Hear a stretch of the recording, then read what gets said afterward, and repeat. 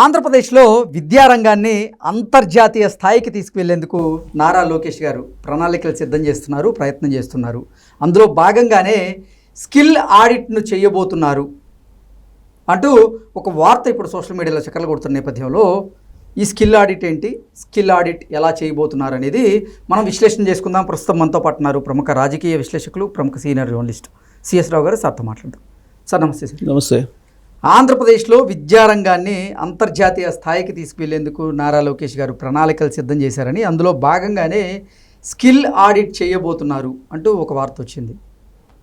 Skill audit ఎలా చేయబోతున్నారు, ఈ స్కిల్ ఆడిట్ ద్వారా అసలు ఆంధ్రప్రదేశ్లో ఉన్నటువంటి విద్యారంగం అంతర్జాతీయ స్థాయికి ఎలా వెళ్ళబోతుంది? ఇప్పుడు ఇక్కడ ఇందాకనే మనం చెప్పుకున్నాం, చంద్రబాబు నాయుడు గారు హార్డ్ వర్క్ కాదు స్మార్ట్ వర్క్ కావాలంటున్నారు. అలాగే విద్యారంగానికి సంబంధించి కూడా మూస పద్ధతిలో కాకుండా స్మార్ట్గా చదువుకోవాలి అనే కాన్సెప్ట్లో మంత్రి లోకేష్ గారు వెళ్తూ ఉన్నారు. విద్య, ఎలక్ట్రానిక్స్ అండ్ ఐటీ శాఖ మంత్రి ఆయన. సో ఆయన ఆంధ్రప్రదేశ్లో ఉండేటువంటి స్టూడెంట్స్ని ఇంటర్నేషనల్ స్థాయికి తీసుకెళ్ళాలి, ఎలా తీసుకెళ్ళాలి అనే దాని మీద ఆయన కసరత్తు చేస్తున్నారు. ఎందుకంటే ఆయన స్టాన్ఫోర్డ్ యూనివర్సిటీ లాంటి ప్రముఖ యూనివర్సిటీలో చదువుకుని వచ్చినటువంటి ఆయన, పైగా ఎంబీఏ చేశారు ఆయన.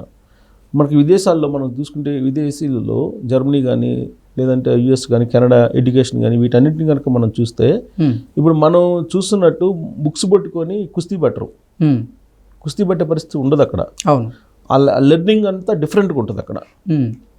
అలాగే వే ఆఫ్ టాకింగ్ కానీ బాడీ లాంగ్వేజ్ కానీ ఇవన్నీ కూడా డిఫరెంట్ ఉంటాయి. అదే స్కిల్ డెవలప్మెంట్ అంటే ఏం లేదు, మనం మాట్లాడేటువంటి మాట ఎదుటి వాళ్ళకి కన్విన్స్గా ఉండాలి, ఆ కన్విన్సింగ్గా ఉండటానికి ఎలా ఎక్స్ప్రెస్ చేయాలి, అదే స్కిల్. మనకు భాష వచ్చు, మనకి ఏం కావాలో ఏం మాట్లాడాలో తెలుసు, కానీ అది ఎలా కన్వే చేయాలి అనేది ఇంపార్టెంట్. ఇప్పుడు మనకి గ్రామాల నుంచి వచ్చేటువంటి వాళ్ళకి సిటీలో ఉండేటువంటి వాళ్ళకి తేడా ఏంటి? సిటీలో ఉండేటువంటి వాళ్ళు ఫ్రీ మూవ్మెంట్ తోటి ఉంటారు, ఐ టు ఐ కాంటాక్ట్తో మాడుతుంటారు. అదే గ్రామాల్లో ఉండేటువంటి వాళ్ళు ఏంటి, ఎక్కువ మంది, అందరు కాదు ఎక్కువ మంది ఏంటి, కొంచెం బిడియంగా ఉంటారు. ఆ బిడియం లేకుండా తాను చెప్పదలుచుకుంది స్పష్టంగా అర్థమయ్యేలాగా స్మూత్ వేలో చెప్పగలిగి ఉండాలి, అదే స్కిల్ డెవలప్మెంట్. సో దాన్ని తీసుకెళ్ళగలిగితే ఇంటర్నేషనల్గా కాంపిటీషన్కి వెళ్ళొచ్చు. ఇంటర్నేషనల్గా మనం ఆంధ్రప్రదేశ్లో ఉండేటువంటి స్టూడెంట్స్ని నిలబెట్టచ్చు పోటీల్లో అనేటువంటిది ఒక కాన్సెప్ట్ అయింది. అయితే ఇప్పుడు హార్డ్ వర్క్ చేయాలా స్మార్ట్ వర్క్ చేయాలంటే స్మార్ట్గా చదువుకోవాలి. ఇప్పుడు మనం ఏదైతే మూస పద్ధతిలో గతం నుంచి ఉందో మన ఎడ్యుకేషన్ సిస్టమ్ అనేది, అసలు ఎడ్యుకేషన్ సిస్టమే మార్చేయాలి అనేది చాలా కాలంగా వినిపిస్తుంది కదా. సో ఎడ్యుకేషన్ సిస్టమ్ మార్చినందువల్ల మీకు ఇంటర్నేషనల్గా మీరు ఎక్స్పోజ్ అవుతారు. ఆ ఎక్స్పోజ్ కావడానికే లోకేష్ గారు స్కిల్ ఆడిట్ చేస్తున్నారు. స్కిల్ డెవలప్మెంట్ చేయాలంటే స్కిల్ ఆడిట్ ముందు కావాలి. ఆ స్కిల్ ఆడిట్ ఎలా చేస్తున్నారంటే ప్రతి ఇంటికి వెళ్ళి వాళ్ళు ఎంతమంది పిల్లలు ఉన్నారు, ఏం చదువుతున్నారు, వాళ్ళల్లో ఉండేటువంటి స్కిల్ ఏంటి అనేది ముందు ఆడిట్ చేస్తున్నారు.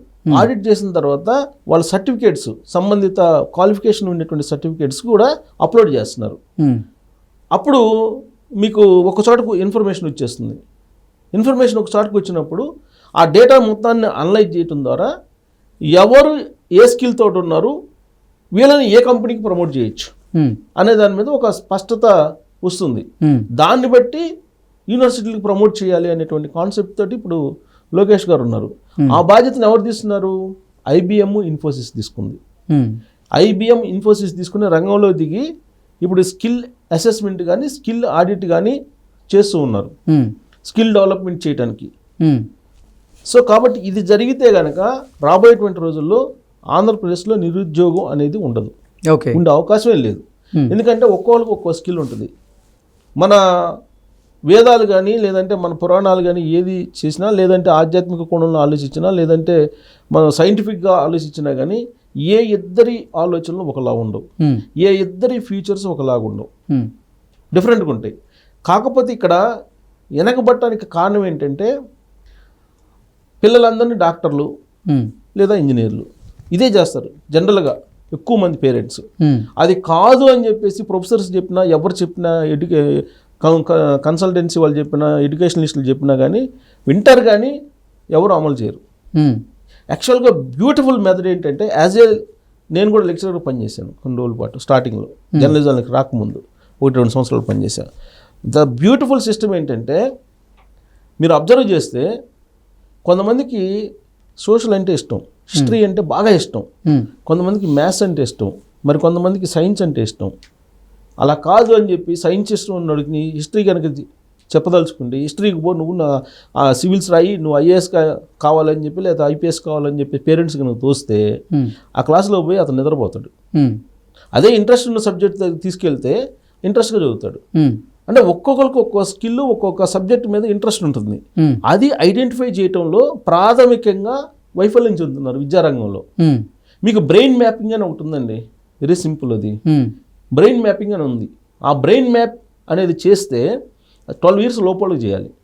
ఈ 12 years లోపు ఉన్నటువంటి వాళ్ళకి బ్రెయిన్ మ్యాపింగ్ చేస్తే వీళ్ళు రాబోయేటువంటి రోజుల్లో ఏ కెరియర్లో రాణించగలరు అనేది క్లియర్గా అర్థమైపోతుంది. దాన్ని కనుక అనుసరిస్తే డెఫినెట్గా సక్సెస్ అయ్యేటువంటి అవకాశం. బహుశా రాబోయేటువంటి రోజుల్లో లోకేష్ గారు అది కూడా తీసుకొస్తారేమో. బయోమెట్రిక్ టెస్ట్ అంటారు దాన్ని, బ్రెయిన్ మ్యాపింగ్ బయోమెట్రిక్ టెస్ట్ అంటారు. అది సైకాలజిస్టులు చేస్తూ ఉంటారు.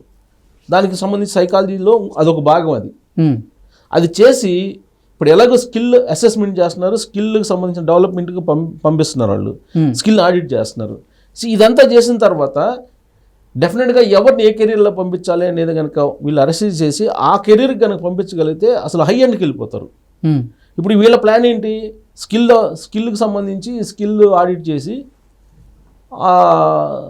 ఆ స్కిల్స్ని బేస్ చేసుకొని కంపెనీలకు ప్రమోట్ చేయాలి అనేది వీళ్ళ కాన్సెప్ట్. దాన్ని కొంచెం ఎన్హాన్స్ చేయగలిగితే కనుక ఇంకా మంచి రిజల్ట్ వచ్చేటువంటి అవకాశం ఉంది. మైక్రోసాఫ్ట్ అలాగే ఐబిఎం తోటి టైఅప్ అయి ఉన్నారు కాబట్టి సో వీళ్ళు చేయొచ్చు. అలాగే ఇక్కడ ఇంకొక ఇన్నోవేషన్ ఏంటంటే వీళ్ళని ఎలా ప్రమోట్ చేస్తారు జాబ్స్ కానీ అంటే ఇవన్నీ సర్టిఫికేట్స్తో సహా అన్నీ తీసుకుంటారు కదా. తీసుకున్న తర్వాత వీళ్ళు ఏం చేస్తారంటే కొన్ని వెబ్సైట్స్ ఉన్నాయి. ఏంటి, ఆ డేటాని లింక్డ్ఇన్, Naukri.com, జాబ్స్ ఎక్స్ ఇలాంటి ప్రముఖ వెబ్సైట్లకి అనుసంధానం చేస్తారు. ఆటోమేటిక్గా ఇంటర్వ్యూలు వస్తాయి వాళ్ళకి. సో ఆటోమేటిక్గా ఇంటర్వ్యూలు రావడం ద్వారా ఎంప్లాయ్మెంట్ వస్తుంది. అలాంటి ఏజెన్సీల ద్వారా కూడా వీళ్ళు ఉద్యోగ అవకాశాలు ఇప్పడానికి ఎంఓయూ కుదుర్చుకుంటున్నారు. 1, 2 అసలు ఖచ్చితమైనటువంటి ఉద్యోగాలు వీళ్ళకి వచ్చినాయా లేదా అని చెప్పి తెలుసుకోవడానికి కూడా ఇంకో సిస్టమ్ పెట్టారు. అంటే ఊరికే ఏదో కంటి తుడుపు చర్య కాకుండా పిఎఫ్ కానీ ఈఎస్ఐకి సంబంధించి జిఎస్టీకి సంబంధించినటువంటి ఏ కంపెనీ అయితే వీళ్ళకి ఆఫర్ ఇస్తుందో ఆ కంపెనీ డీటెయిల్స్, వీళ్ళకి సంబంధించిన పిఎఫ్ డీటెయిల్స్ ఇవన్నీ తీసుకొని వాటిని కూడా ఇంటిగ్రేట్ చేసి డిస్ప్లే చేయాలి 2029 నాటికి అని చెప్పి లోకేష్ గారు ప్లాన్ చేస్తున్నారు. అంటే అందరూ ఏం చెప్తుంటారంటే ఒక 10,000 ఉద్యోగాలు ఇచ్చారనుకోండి, 1,00,000 ఉద్యోగాలు ఇచ్చారని చెప్తుంటారు. అలా కాదు, దీనికి ఒక డేటా కావాలి అని చెప్పేసి ఈఎస్ఐ అలాగే పిఎఫ్ జిఎస్టీకి సంబంధించిన వివరాలు, కంపెనీ వివరాలు ఇవన్నీ తీసుకొని వాటిని కూడా సమ్అప్ చేసి ఒక యాప్లో పెట్టేసి అందరికీ కనపడేలా పెట్టాలని చెప్పేసి ఇంకొకటి నిర్ణయం తీసుకున్నారు. ట్రైన్ అండ్ హైయర్, అంటే ట్రైన్ చేయటం ప్లస్ వాళ్ళని హైర్ చేయటం, ఈ 2 గవర్నమెంటే తీసుకుంటుంది.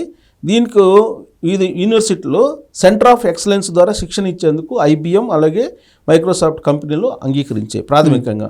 తర్వాత నేషనల్ అకాడమీ ఆఫ్ కన్స్ట్రక్షన్ అంటే న్యాక్, దీన్ని ఆధ్వర్యంలో అమరావతిలో సెంటర్ ఆఫ్ ఎక్సలెన్స్ ఏర్పాటు చేయడానికి ఒక నిర్ణయం తీసుకున్నారు. అది ఎందుకంటే నిర్మాణ రంగ కార్మికులకు కూడా శిక్షణ ఇవ్వాలని. ఎందుకంటే అమరావతిలో నిర్మాణాలు చాలా వేగంగా జరుగుతున్నాయి.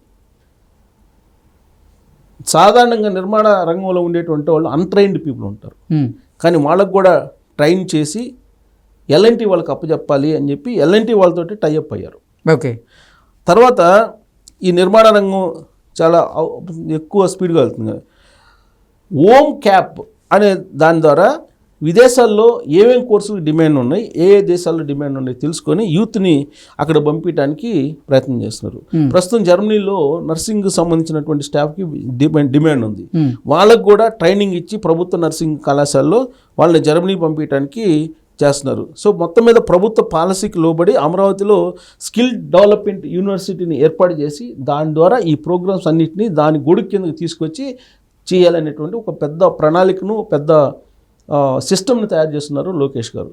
ఇది ఆయన అనుకున్న విధంగా కనుక ఇంప్లిమెంట్ అయితే డెఫినెట్గా ఆంధ్రప్రదేశ్లో నిరుద్యోగం అనేది ఉండదు. ఓకే. ఎందుకంటే ప్రతి వాడికి ఒక స్కిల్ ఉంటుంది. ఆ స్కిల్ ఉన్న వాళ్ళని ఆడ పంపించేస్తే కనుక ఏదో ఒక ఉద్యోగం వస్తుంది.